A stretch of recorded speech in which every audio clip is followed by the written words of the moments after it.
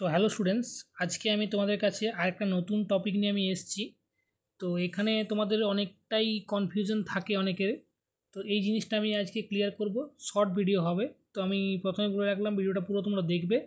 তোমাদের অনেক কিছু কনফিউশন কিন্তু এই ভিডিওর মাধ্যমে ক্লিয়ার হবে। এবং এই যে টেস্ট, এটা কিন্তু খুবই ইম্পর্টেন্ট কংক্রিটের জন্য। তো আমরা আজকে ডিসকাশন করব যে কংক্রিটের যে সিল্ট কন্টেন্ট যে আমাদের স্যান্ডের মধ্যে থেকে থাকে, সেই সিল্ট কন্টেন্ট কীভাবে বের করানো হয়, তার কি প্রসেস হয় এবং তার ম্যাক্সিমাম লিমিট কত। তো এই নিয়ে আমরা আলোচনা করব। তার আগে আমি প্রথমে বলে রাখি, তোমাদের সিল্ট কন্টেন্টটা কেন বের করতে লাগে। তো বেসিক্যালি তোমরা জানো যে আমাদের যে স্যান্ড হয়, সেই স্যান্ডকে গ্রেডিং অনুসারে 4টে গ্রেডিংয়ে আমরা ভাগ করে থাকি: গ্রেডিং 1, গ্রেডিং 2, গ্রেডিং 3 এবং গ্রেডিং 4। তো গ্রেডিং 1 হচ্ছে আমাদের কোর্সার স্যান্ড এবং গ্রেডিং 4 হচ্ছে আমাদের ফাইনার স্যান্ড। তো যত আমি গ্রেডিং বাড়িয়ে যাব তত আমাদের ফাইনার হবে। গ্রেডিং 1 হচ্ছে সব থেকে কোর্সার, গ্রেডিং 2 তার থেকে কম কোর্সার, গ্রেডিং 3 তার থেকে কম কোর্সার এবং গ্রেডিং 4 যেটা, সেটা একদম ফাইন আমাদের স্যান্ড হিসেবে আমরা বলে থাকি। এখানে আরেকটা জিনিস আমি তোমাকে ইনক্লুড করি, সেটা হচ্ছে যে আমাদের কনস্ট্রাকশন পারপাসের ক্ষেত্রে কিন্তু আমরা যে গ্রেডিং 4 সেটা কিন্তু ইউজ করি না। এই ধরনের স্যান্ড বেসিক্যালি আমাদের সমুদ্রের যে স্যান্ড হয় সেটাকে আমরা বলে থাকি রিভার স্যান্ড নয়। River sand actually natural sand এবং এটা জোন 3 বা জোন 2-র মধ্যে আমাদের পড়ে থাকে। এবারে জোন 4 কেন ইউজ হয় না, কারণ হচ্ছে বেশি পরিমাণে ফাইনার থাকার জন্য এর মধ্যে আমাদের প্রপার বন্ডিং আমাদের ডেভেলপড হতে পারে না। এবং সেই জন্য কি হয়, সেই জন্য আমাদের ওয়াটার সিমেন্ট রেশিও মেনটেন না রাখার জন্য আমাদের জোন 4টা আমরা ইউজ করতে পারি না। এটা ফার্স্ট কারণ। সেকেন্ড কারণ হচ্ছে যে আমাদের যে জোন 4 স্যান্ড, সেটা আমাদের বেসিক্যালি সমুদ্র তীরবর্তী এলাকায় পাওয়া যায় বলে এর মধ্যে কিছু ডিজলভ সল্ট প্রেজেন্স থাকে। তো যখন কেমিক্যালি রিয়েকশন হয়, exothermic reaction, heat of hydration হয়ে থাকে সিমেন্টের সঙ্গে জলের বিক্রিয়ায়, তো তখন এই ডিজলভ সল্টটাও কিন্তু তার মধ্যে দ্রবীভূত হয়ে যায়। যার জন্য দেখা যায় যে সিমেন্টের এই সল্ট থাকার জন্য, বালির মধ্যে সল্ট থাকার জন্য সিমেন্টের যে স্ট্রেংথ, পার্মানেন্ট যে স্ট্রেংথ হয়, আলটিমেট স্ট্রেংথ, সেটা অ্যাপ্রক্সিমেট 20 থেকে 25 টাইমস কমে যায়। তো এটা আমাদের বড় একটা প্রবলেম হয়ে দাঁড়ায়। সেই জন্য আমরা এটা বেসিক্যালি এই ধরনের স্যান্ড কিন্তু কনস্ট্রাকশন পারপাসে আমরা ইউজ করি না, শুধুমাত্র আমরা ফিলিং পারপাসে কিন্তু এটা ইউজ করে থাকি। তাহলে আমাদের জোন 4-এর স্যান্ড আমাদের ইউজ হচ্ছে না, আমরা ক্লিয়ারভাবে জেনে গেলাম। এবারে জোন 2 স্যান্ড কিন্তু হচ্ছে আমাদের এনরোল স্যান্ড। তোমরা জানো যে আমাদের কংক্রিটের যে কিউব বানানো হয়, মোটার তৈরি করে, সেই মোটারের কংক্রিটের যখন সিমেন্টের স্ট্রেংথ চেক করা হয় 70.606 বা 7.6 সেন্টিমিটারের যে কিউব দিয়ে তোমাদের কংক্রিটের মোটার টেস্ট করা হয় সিমেন্টের, সেই মোটার টেস্টের ক্ষেত্রে কিন্তু এই স্যান্ড 1:3 রেশিওতে রাখা হয়। এটা হচ্ছে তামিলনাড়ুতে একটা এনরোড বলে জায়গা রয়েছে, সেখান থেকে স্যান্ড কালেক্ট করা হয়। এখানে পার্টিকুলার 3টে জোনে এর স্যান্ডগুলোর পার্টিকুলার সাইজ ডিভাইড করা থাকে। তো সেটা আমি পরবর্তীকালে তোমাদের কোনো ভিডিওর মাধ্যমে জানিয়ে দেবো যে কীভাবে ওটা করা হয়।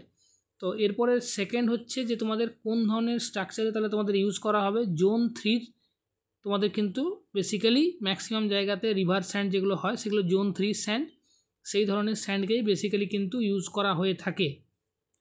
এবং জোন 1-এর যে স্যান্ড, সেটাকে আমরা পিট স্যান্ড বলি। সেই পিট স্যান্ড কিন্তু বর্তমান টাইমে সরকার থেকে ডাইরেক্টলি এক্সট্র্যাক্ট করে দেয় না। তো সেই জন্য পিট স্যান্ডটা বর্তমানে আমাদের ইউজ হয় না। আমরা জোন 2 বা ম্যাক্সিমাম জায়গায় জোন 3 আমাদের ইউজ হয়। এবার আমরা মেন টপিকে ডিসকাশন করেও, সেটা হচ্ছে যে আমাদের সিল্ট কন্টেন্ট যদি স্যান্ডের মধ্যে, স্যান্ডের একটা পার্টিকেল সাইজ থাকে। এবার তোমরা জানো যে ক্লাসিফিকেশন করার সময় সিল্টের একটা পার্টিকুলার সাইজ হয়। যে পার্টিকেল সাইজটা আমাদের 75 মাইক্রন থেকে ছোট, তাকে আমরা সিল্ট, বা তার নিচে যদি হয় তাকে আমরা ক্লে বলে থাকি।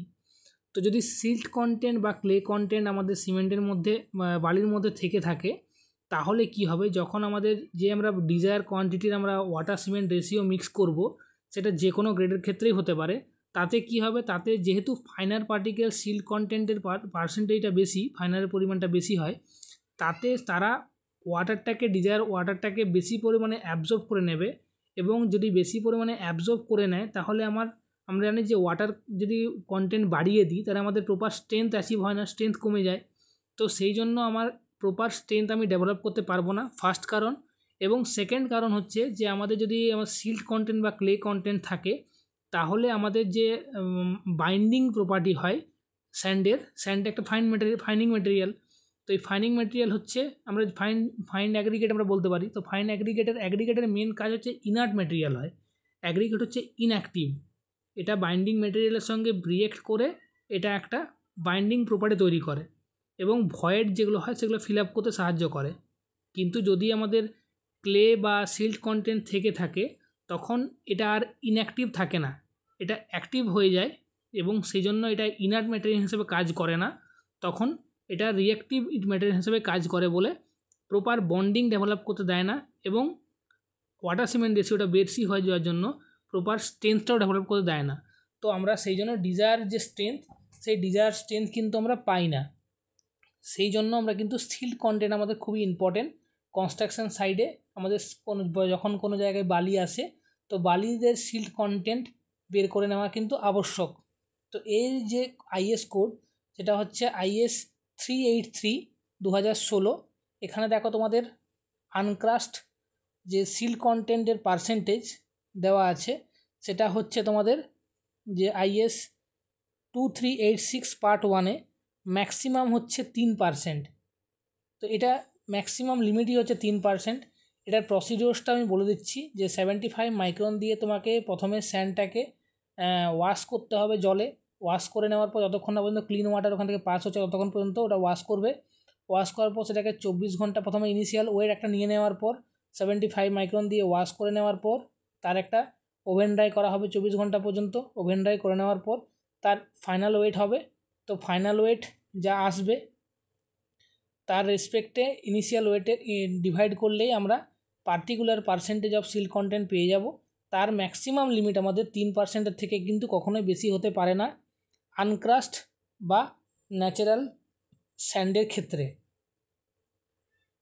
এবারে যদি ক্রাস্ট হয় সেক্ষেত্রে আমাদের 15% ম্যাক্সিমাম আছে, আর ফর মিক্স স্যান্ডের জন্য 12%, আর ম্যানুফ্যাকচার যদি কোনো স্যান্ড হয় সেক্ষেত্রে কিন্তু আমাদের 10%। নর্মালি সমস্ত জায়গায় কিন্তু আমরা ম্যাক্সিমাম জায়গাতেই আমাদের আনক্রাস্ট ন্যাচারাল স্যান্ড ইউজ হয়। তো সেই জন্য ম্যাক্সিমাম সিল্ট কন্টেন্ট কিন্তু আমাদের 3%-এর বেশি কখনোই অ্যালাউয়েবল নয়। তো আমি আশা করব তোমাদের এই ভিডিওটা তোমাদের জন্য হেল্পফুল হবে। সিল্ট কন্টেন্ট কেন বের করানো হয় বা সিল্ট কন্টেন্টটা আমাদের কত ম্যাক্সিমাম লিমিট আছে অ্যাজ পার IS, আমি তোমাদেরকে এই জিনিসটা ক্লিয়ার করতে পেরেছি। তো এই আজকের মোটামুটি ভিডিও ছিল। নেক্সট ভিডিওর জন্য তোমরা ওয়েট করো। ধন্যবাদ আজকের জন্য।